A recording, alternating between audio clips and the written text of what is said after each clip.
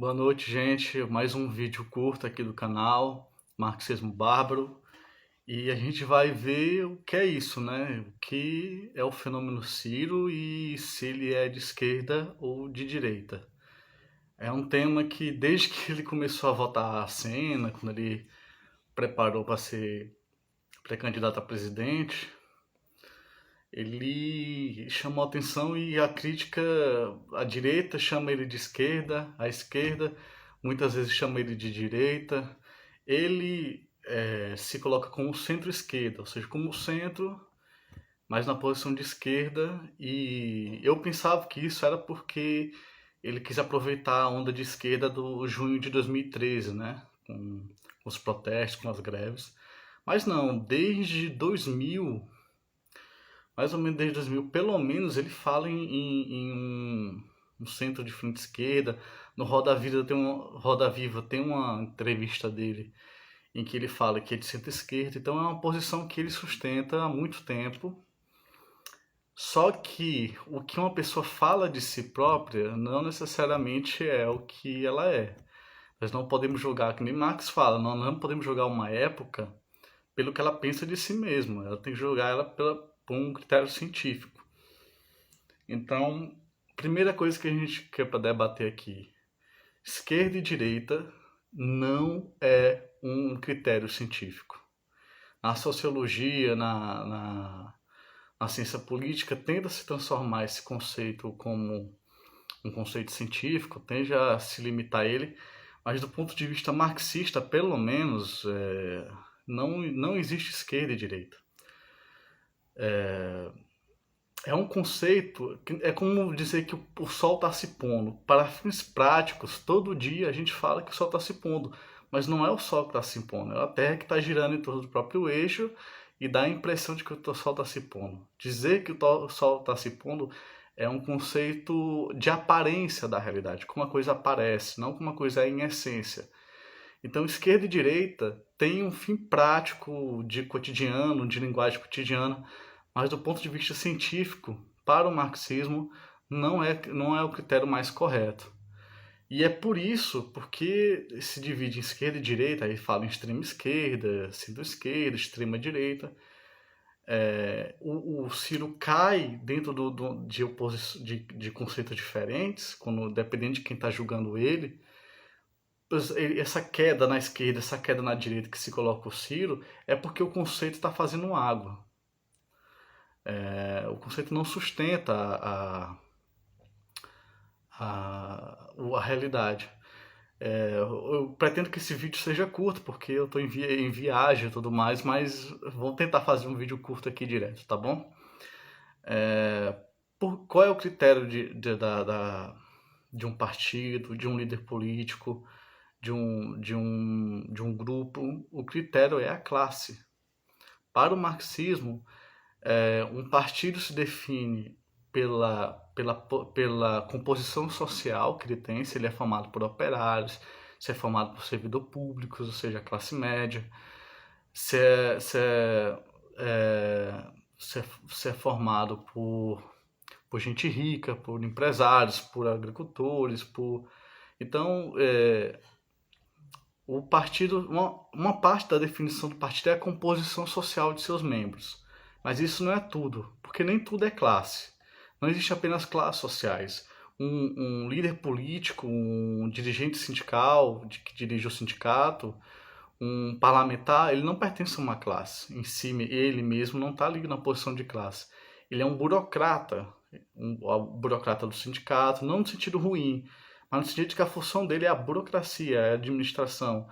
Um prefeito, ele é um burocrata, não apenas no sentido ruim, mas no sentido de serviço mesmo. Então, definir a posição de classe não é o bastante. De qual classe pertencem os membros daquela organização, de qual classe é aquele sujeito. Porque, por exemplo, um operário pode defender posições burguesas, certo? Um burguês, embora seja exceção, nós temos, por exemplo, o Friedrich Engels. O Engels ele era burguês e defendia a posição da Revolução Socialista, defendia um programa operário. Então, o que define um sujeito político, um um político como Ciro Gomes e o seu partido é o programa do partido e o programa do indivíduo. Então, por exemplo, existem posições no PSDB que defende basicamente, é próximo dos banqueiros. Então, tem partidos cujo programa e os membros defendem as políticas dos banqueiros, ou seja, uma parte da classe dominante. Não toda a burguesia, mas ela é mais próxima, querendo representar toda a burguesia, ela se liga a um setor da burguesia, que é os banqueiros, e procura representar os banqueiros. O Ciro Gomes, ele tem um programa que tem como função fortalecer a burguesia industrial. Então, a posição dele ele não é de esquerda ou de direita, ele é a posição dele é burguês industrial. Então, o principal centro do programa dele é o nacional desenvolvimentismo, e que tem como setor de classe principal a formação de uma burguesia nacional e do setor industrial, primordialmente.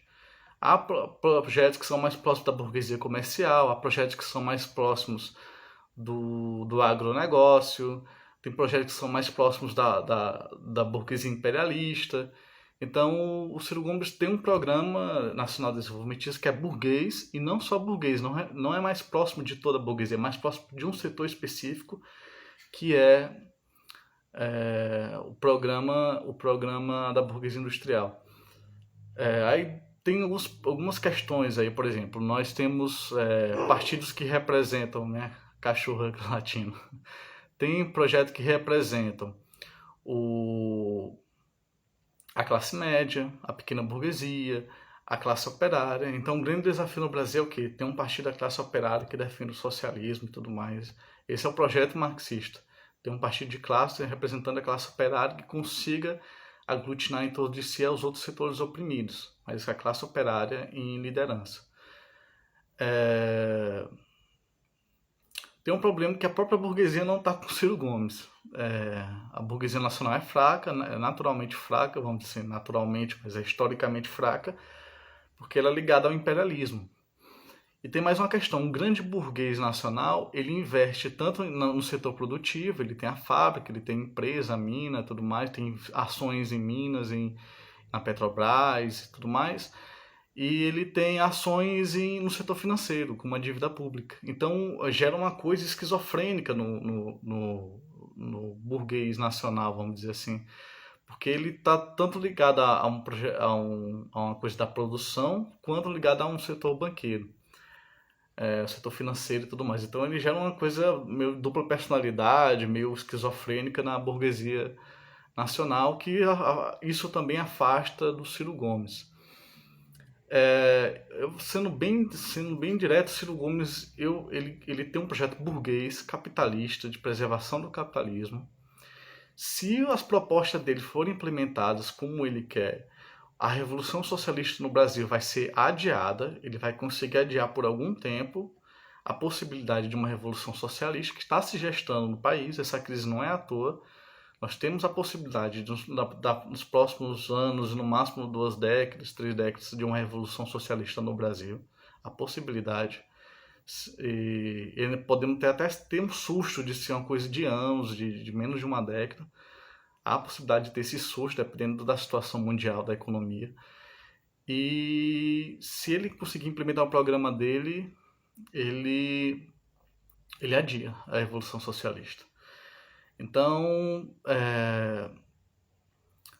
e isso me leva a uma reflexão que eu quero dividir com vocês. Se nós hoje implementássemos o socialismo no Brasil, eu defenderia no socialismo, no governo socialista, que é a democracia direta, que o Ciro Gomes fosse para o centro de planejamento da economia planejada.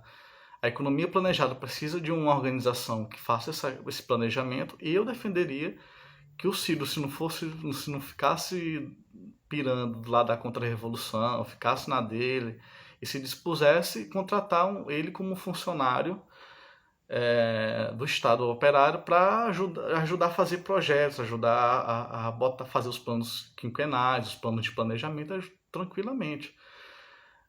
Contanto que ele se subordinasse ao novo poder, que é um poder socialista. e parte do programa dele vai ser útil ao Estado operário. O socialismo pode implementar parte do programa dele. Por exemplo, vai ser necessário, enquanto o socialismo não for mundial, um plano de reindustrialização do Brasil. O Brasil vai ter que se reindustrializar no socialismo. Então, pode muito bem pegar o projeto do Ciro Gomes. Vamos criar um complexo industrial petroquímico, um complexo industrial de saúde, um complexo industrial do agronegócio. Aqui entra um tempo da reforma agrária, que eu não vou entrar aqui para entrar em polêmica, mas é isso. Uma parte do programa do Ciro Gomes a gente pode defender. Outra coisa, a gente pode implementar no socialismo. Outra coisa é que o vídeo já está ficando longo demais, mas uma pequena corrente política, contanto que os seus membros não entrem em crise, é importante ver a qualidade dos soldados. Você não pode rachar seu exército, certo? Rachar absolutamente. Pode gerar uma crisezinha, mas não pode rachar o seu exército. Às vezes um general pode não tomar uma decisão porque isso racharia seu exército, por mais certa em si que fosse a decisão.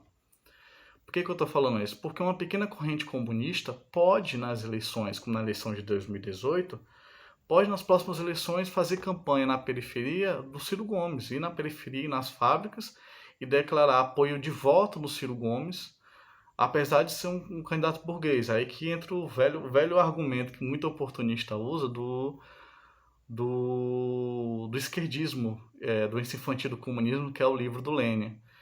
Em si pode, em si não está certo nem errado, depende das circunstâncias, depende também se o seu partido não entra em crise muito séria. Mas se a corrente não entra em crise muito séria, mas em si não está errado fazer uma campanha eleitoral.